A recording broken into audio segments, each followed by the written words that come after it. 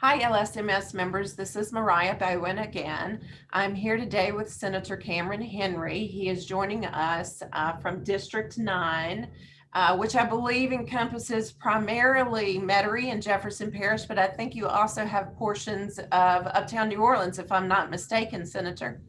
Correct. I have about 88% of my district is the East Bank of Jefferson Parish, and then the other 12% is Uptown of New Orleans.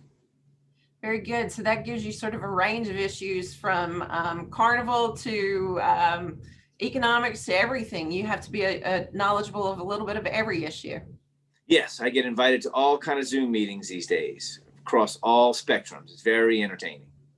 I will say it's been interesting now that we have been in COVID world, how we're able to communicate in ways that we've never been able to do before. As you said, you're on Zoom calls all the time. I can't imagine in past years that I would have been able to record these types of meetings and just easily throw them up on the internet for our membership.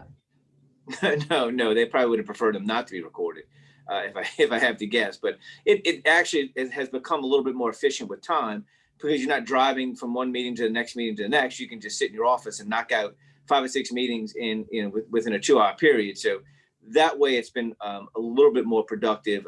But still, human contact and being able to see somebody's facial expressions in real time is always beneficial when you're trying to work through some of the issues we're working through. Yes, and as we get ready to come into this next legislative session in just about a month and a half or so, you're Vice Chairman of Commerce. What do you see as big issues in the upcoming session? Well, I mean, I think the budget will continue to always be an issue moving forward. It's the unknown. Probably again another year of unknown of what's our sales tax revenue going to be, how much money is going to come in from the federal government. As the folks watching may or may not know, we infused about $1 billion of one-time money in the budget for reoccurring expenses because of the situation we were in. Normally, we would have seen a whole bunch of objection to that, but because members from across the spectrum really were unsure of how things were going to play out, we unfortunately had to go with it. I would imagine we're going to have another one of those conversations this year for this budget cycle of, what can we anticipate? A lot of schools, a lot of universities, a lot of business across the state have been suffering, which we all can appreciate. But the flip side of that is specifically for our higher education, they've received a tremendous amount of money directly from the federal government. Our hospitals have received a tremendous amount of money directly from the federal government, not going through the legislature. So I think we'll look at all those pots of money and see where we can continue to kind of maneuver money around to where we can keep the state functioning in time to really build back our economy to where we need it to be. So you brought up COVID, and I know part of our conversations over the last couple of years have been the lack of access that members get to the Capitol, and how we're doing things differently this year. And quite obviously, you can't have committee meetings via Zoom when you're at the Capitol.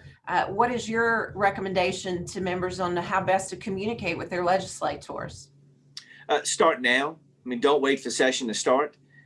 Reach out to those, ask to do a 15-minute Zoom meeting and actually have it last 15 minutes or 10 minutes, however long the meeting is supposed to, just keep within that time frame and just reach out and say, hey, look, Senator, Representative, we believe these 4 or 5 issues are coming down the pipe. We're not positive all the details. Just want to let you know when it comes back up.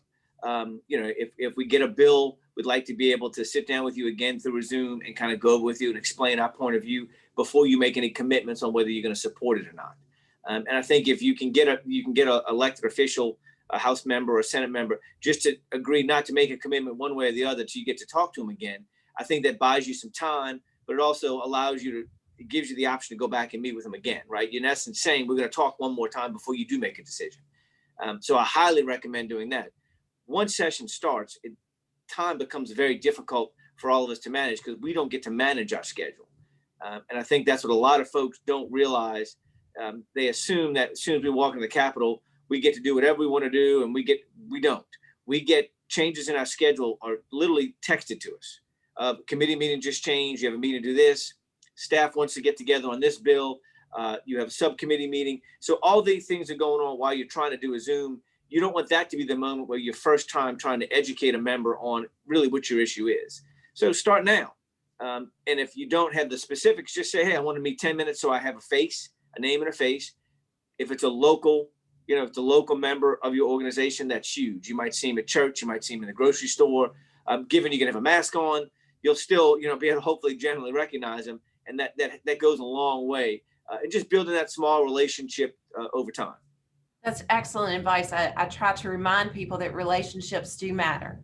Oh yeah, big time, big time. Especially if you can get a local member to reach out, it makes a huge difference. So as for your district, what do you see as big issues that are specific to your area? Well, my area has always been concerned with drainage, which unfortunately the state doesn't have complete control over. It's more of a parish, but we try to get some capital outlay money to come through at times. Economic development is huge. Trying to get a more business friendly environment here to where the kids that we're putting through LSU on TOPS, which I have a lot in my district, are able to find employment here in Louisiana once they graduate. I think parents get very frustrated when they see the state covering the cost of a child to go to school, and then as soon as they graduate, they have to go to Florida or Texas or Tennessee to get a job. They don't really see, that obviously is an issue. Car insurance will forever be a problem, and I think we've made some strides in doing it. Unfortunately, it didn't evolve the way we thought.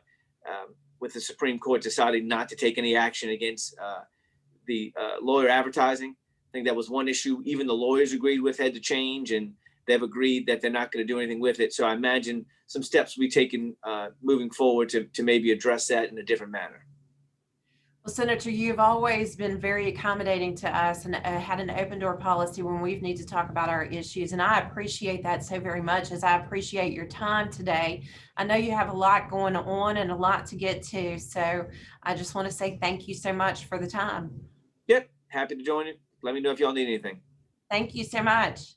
Thank you.